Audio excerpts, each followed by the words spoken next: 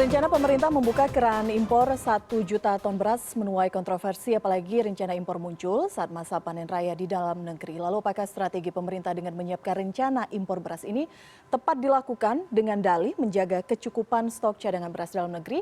Kita akan berbincang dengan Guru Besar Fakultas Pertanian IPB, Dwi Andreas Santosa. Selamat malam, Prof. Dwi. Selamat malam. Selamat malam, Mbak. Ayo. Kita buka diskusi malam hari ini dengan tepatkah rencana membuka keran impor disampaikan dalam waktu dekat ini? Karena ini juga sebenarnya kan disampaikan Kabulok ya pada saat pertemuan dengan DPR. Dan secara resmi akhirnya baru disampaikan oleh Menteri Perdagangan. Tanggapan Anda?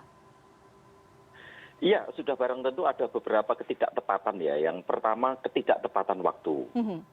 Dan jadi timingnya ini sama sekali tidak tepat. Bahwa wacana impor ini justru diputuskan ketika petani-petani kita, sedulur-sedulur tani kita saat ini sedang panen raya. Lalu ketidaktepatan kedua itu ketidaktepatan perhitungan, Mbak. Karena apa? Karena sesungguhnya saat ini kita surplus kan pada semester pertama, pada kuartal pertama saja ini terjadi peningkatan produksi 26,9%. Atau kalau di total dalam bentuk beras itu 15,2 ton beras. Jadi ini satu hal yang luar biasa, dalam arti dalam kondisi surplus seperti ini tiba-tiba ada wacana impor. Untuk itu kami terheran-heran juga, dan sudah barang tentu ini langsung terdampak ke sedulur-sedulur tani kita yang saat ini sedang panen raya. Dan beberapa dalam hari-hari terakhir ini harga gabah kering panen di tingkat petani ini sudah drop, Mbak, di jaringan tani kami. Ini sudah sekitar 3.400, 3.500, harga beras mepet ke 7.000. Padahal Bulog sendiri dalam arti HPP pemerintah sendiri itu 8.300. Jadi saya kira dampak dari pernyataan pemerintah ini langsung mengenai harga kan di tingkat usaha tani. Ini yang sebenarnya kami sayangkan, mengapa kok pernyataan seperti ini, kenapa kok keputusan seperti ini dilakukan terburu-buru tanpa melihat lebih holistik lagi. Jika kemudian alasannya adalah untuk iron stock, menjaga cadangan beras, kita tahu Pak Mendak kemarin juga menyampaikan konferensi pers kepada awak media, saat ini hanya sekitar 800.000 ton cadangan beras Bulog, dan mungkin saja ada faktor lain yang mempengaruhi sampai akhir tahun ini. Jadi sekarang ini hanya sebagai rencana saja, masih wacana saja. Tapi apakah memang sudah tepat untuk disounding seperti ini? Karena tadi Anda juga mengatakan sudah berdampak terhadap harga gabah. Iya, kalau wacana adalah untuk memenuhi iron stock, pertanyaan besarnya mengapa kok kita tidak mengambil saja dari petani Indonesia? Kok mengapa harus mengambil dari petani Thailand, katakanlah kan? Padahal pada saat ini kita sedang dalam puncak-puncaknya produksi. Dan sejak tahun lalu sudah saya sampaikan di beberapa media bahwa produksi tahun 2021 pasti naik. Jadi kami tiap bulan ini kan melakukan survei dengan jaringan-jaringan tani kami, kan? Dan cukup luas pertanaman tahun bulan September, Oktober itu bisa serentak sehingga hampir dipastikan luas panen di tahun 2021 ini, terutama musim tanam pertama ini akan meningkat. Dan itu kemudian terbukti dari data dari yang disampaikan oleh BPS. Jadi itu, jadi bagi kami ini keputusan yang barangkali kebijakan kalau menurut kami yang tidak bijak, gitu. Kebijakan yang tidak bijak. Dalam arti banyak hal. Pertama terkait data yang menunjukkan melimpah. Lalu kemudian terkait tadi timingnya tidak tepat, harusnya keputusan seperti ini tuh diputuskannya sekitar bulan Juli Agustus. Karena pada bulan Juli Agustus kita sudah tahu, Mbak, kira-kira berapa sih potensi produksi di tahun 2021 ini. Potensi produksi bisa diambil dari dua hal, yang satu sudah barang tentu panen yang sudah ada, dan Juli dan Agustus ini sudah cukup banyak, dan juga estimasi produksi dari bulan September ke Desember, sehingga kita bisa mengestimasikan produksi beras kita dengan lebih akurat. Dan kalau misalnya dari hasil perhitungan tersebut kurang, ternyata tidak mencukupi untuk tahun 2021, ya saya kira semua orang bisa menerima. Tapi kalau lebih, ya sudah barang tentu tidak ada manfaatnya sama sekali impor beras. Oke, baik. Kita simak dulu pernyataan Menteri Perdagangan Muhammad Lutfi yang disampaikan kemarin, Pak Dwi. Iya.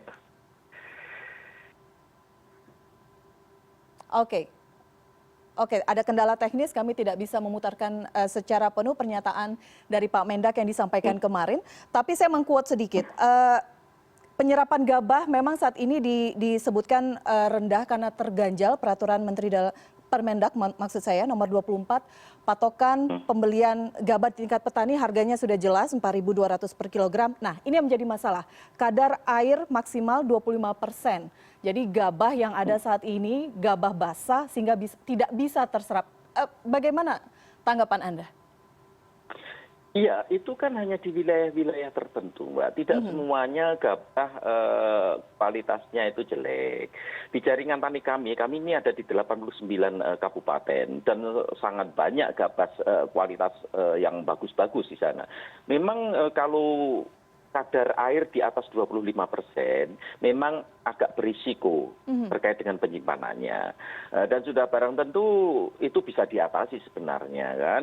Untuk itu mengapa misalnya Bulog kan punya beberapa dryer kan. Dryer itu saya kira bisa dioptimumkan. Lalu juga petani sebenarnya juga sudah berusaha keras bagaimana menurunkan kadar air di gabah. Untuk mencapai 25% saya kira bukan hal yang sulit. Itu mudah Mbak untuk mencapai kadar gabah kering panen 25% ataupun lebih rendah. Nggak ada masalah saya kira di level usaha tani. Oke, jadi alasan ini tidak bisa menjadi salah satu alasan mengapa serapan gabah di dalam negeri saat ini masih rendah? Enggak bisa Untuk kita Bulog, jadikan alasan itu. Itu menurut kami ya alasan yang dibuat-buat saja. Coba aja tanyakan ke petani, apakah memungkinkan mereka kemudian memproduksi gabah dengan kadar air di bawah 25%. Saya kira bukan hal yang masalah besar. Oke. Sengkarut impor beras ini kan mulai ramai begitu ya Pak Dwi, sehingga memang disampaikan Pak Menteri bahwa tidak dalam masa panen raya. Tapi ada kalkulasi selanjutnya. Menurut Anda saat ini siapa yang kemudian harus lebih bekerja keras agar serapan gabah dan yang kita perlukan saat ini ya itu bisa dijalankan dengan maksimal? Apakah Bulog, apakah Kementerian Pertanian, apakah Kementerian Perdagangan dalam relasi dengan impor? Bagaimana kemudian kementerian ini harus bekerja sama? Iya, yang pertama Mbak, ini yang sangat penting saya kira untuk teman-teman di pemerintahan, selamatkanlah dulu sedulur tani kita yang sekarang harga gabah maupun harga beras di tingkat usaha tani anjlok. Selamatkanlah dulu mereka. Lalu bagaimana cara menyelamatkan? Kita ingat bahwa setiap pernyataan pejabat ini memiliki dampak terhadap psikologi pasar yang cukup besar. Kan? Jadi itu. Sehingga keluarkan dulu pernyataan, kami memohon Menteri Perdagangan keluarkan pernyataan bahwa keputusan impor beras ini ditangguhkan atau dibatalkan. Dengan demikian maka dalam arti psikologi pasar ini akan membaik dan akan membantu harga gabah maupun beras di tingkat usaha tani. Itu yang pertama. Lalu yang kedua, sebenarnya juga kami sarankan untuk Bulog harusnya target serapan tahun 2021 ini ditingkatkan dari rencana semula 1,4 juta ton beras bisa ditingkatkan ke 2,5 juta ton beras. Dan saya kira nggak ada masalah sama sekali untuk meningkatkan serapan. Jadi itu setelah dua hal ini dilakukan sudah barang tentu petani akan terbantu, kita semua akan terbantu. Wacana impor beras yang kemudian menjadi bola politik saat ini kan yang bergulir kemana-mana ini bisa kita ringankan, bisa kita redam. Jadi itu. Dan Bulog saya kira sangat mampu melakukan itu. Karena apa? Kapasitas Bulog ini totalnya 4 juta ton ya gudangnya. Lalu ya saya dengar ada sekitar 500-an ribu lah kira-kira yang menampung 500-an ribu yang belum layak sehingga daya tampung Bulog saat ini sekitar 3,5 juta ton beras. Saya kira tidak ada masalah dan Bulog bisa melakukan itu. Saya yakin itu. Oke, baik Pak Dwi, kita lihat lagi pernyataan Menteri Perdagangan Pak Lutfi berikut ini. Saya tidak ada masalah kita tidak impor selama Bulog mempunyai iron stock 1 juta. Tetapi yang saya lihat di lapangan hari ini, bulan Maret ini sudah hampir habis. Bulog baru bisa menyelap 85.000 gabah petani panen. Kenapa? Bukan salah Bulog.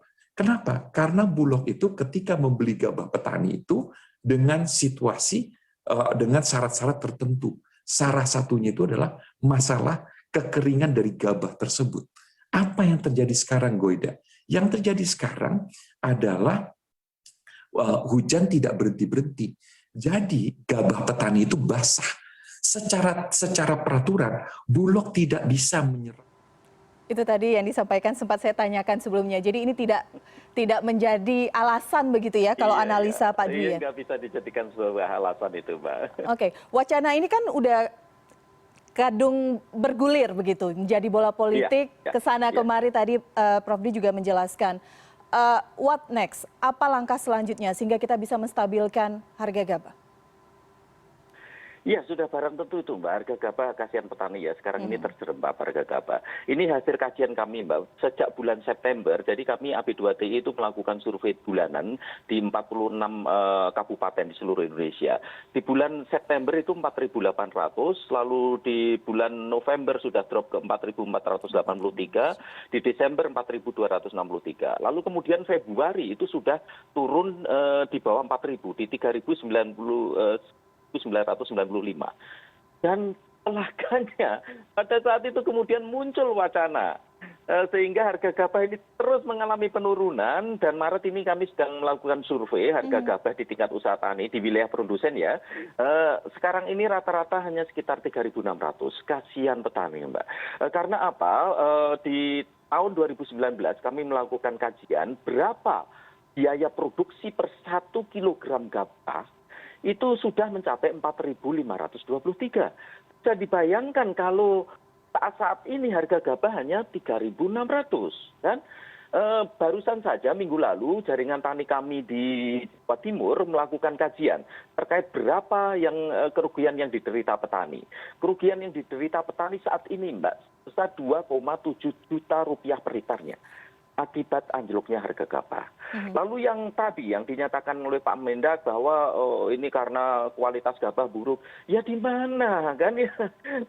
Bisa kami bantu kan pemerintah untuk di mana tempat-tempat mana yang kualitas gabahnya bagus, lalu berasnya ya juga relatif bagus.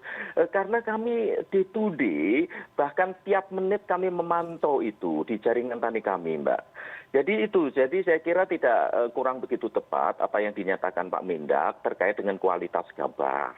Karena apapun juga petani juga berupaya meningkatkan kualitasnya. Sebab apa, Mbak? Kalau kualitas gabah dibiarkan seperti itu bisa dalam 3-4 hari itu muncul kecambah, Mbak. Jadi itu tidak akan mungkin petani mengorbankan gabahnya lalu dibiarkan dengan kualitas yang buruk seperti itu. Mereka pasti akan berusaha semaksimal mungkin untuk meningkatkan kadar gabahnya. Kadar maksudnya kualitas gabahnya dengan menurunkan kadar air. Itu. Jadi tidak kurang tepat saya kira pernyataan Pak Menteri Perdagangan terkait dengan kualitas gabah tadi yang menjadi satu reason mengapa kok serapan Bulog rendah. Jadi itu. Saya kira perlu banyak hal lah yang saya kira perlu kita perbaiki bersama. Oke, kita tunggu juga banyak hal itu, bagaimana keputusan resmi dari pemerintah. Belum ada pernyataan lebih lanjut, terakhir kemarin disampaikan tidak dalam masa panen raya. Apakah betul nanti pada saat Juni-Juli seperti Prof. Dwi sampaikan tadi, kita tunggu bersama. Terima kasih sebelumnya berbagi perspektif bersama kami malam hari ini. Selamat malam, Prof. Selamat malam. Ya, terima kasih untuk semuanya ya. Upaya penanganan pandemi memasuki babak baru seiring dengan temuan beragam varian baru virus COVID-19 di berbagai negara. Kami akan hadirkan dialognya usai jeda. Tetap bersama kami.